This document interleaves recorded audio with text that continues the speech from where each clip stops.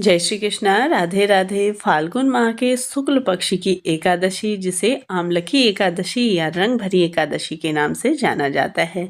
मान्यता है इस दिन भगवान श्री हरि विष्णु महादेव का विशेष पूजन करने से जीवन सुखमय और सार्थक बनता है और मोक्ष की प्राप्ति होती है। मान्यता है कि इस दिन रंग भरी एकादशी भगवान शिव और माता पार्वती के विवाह के बाद पहली बार जब वह काशी नगरी आए थे, जिससे बाद उन्होंने माँ पार्वती को गुलाल अर्पित किया था। इसी वजह से इसको रंग भरी एकादशी के नाम से जाना जाता है। तो आइए जानते हैं कि एकादशी तिथि कब प्रारंभ, कब समाप्त, पूजा का शुभ मुहूर्त क्या रहेगा, पारण का शुभ मुहूर्त, कुछ विशेष नियम आप सभी के लिए इस वीडियो में लेकर के आई हूँ। तो वीडियो के अंत तक बने रहिए। तो सबसे पहले हम जान लेते हैं कि साल 2025 में रंग भरी एकादशी कब प्रारंभ हो रही है।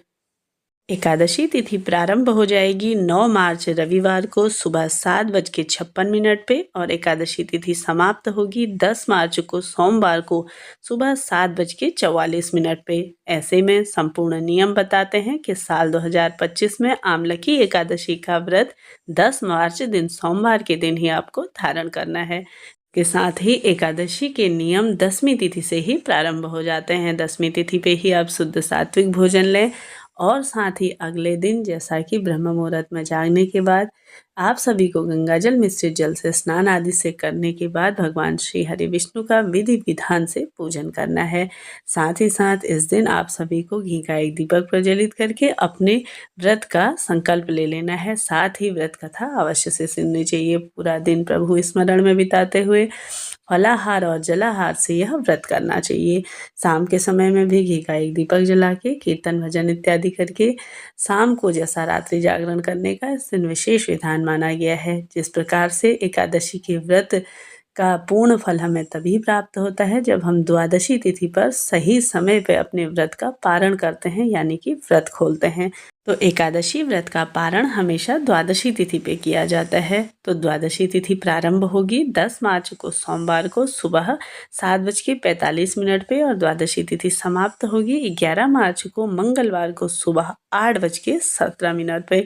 तो ऐसे में आप सभी को अपनी व्रत का पारण करना है, यानी कि व्रत खोलना है। व्रत पारण आपको 11 मार्च दिन मंगलवार के दिन सुबह के समय में 6:44 से 8:13 पर। इसी बीच आप सभी को अपने व्रत का पारण कर लेना है, जैसा कि विधि विधान से भगवान श्री हरि विष्णु जी का पूजन करना है। साथ ही शुद्ध सात्विक भोजन आपको बनाना है। इस प्रकार से जैसा कि आप सभी अपने पंडित जी को घर पर बुला के एक समय का भोजन करवा सकते हैं तो अति श्रेष्ठ है।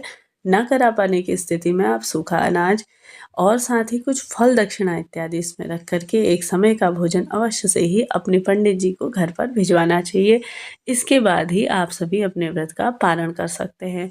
कुछ क्षण अपने घर के मंदिर में बैठकर भगवान श्री हरि विष्णु से यह प्रार्थना करते हैं कि जो भी आपकी मनोकामना है, इस मनोकामना से मैंने यह व्रत धारण किया था, या जो भी इसमें मेरी से त्रुटि हो जाए उसके लिए मैं क्षमा प्रार्थी हूँ। इस तरह से कहते हुए जो भी आपने भोग स्वरूप में लगाया है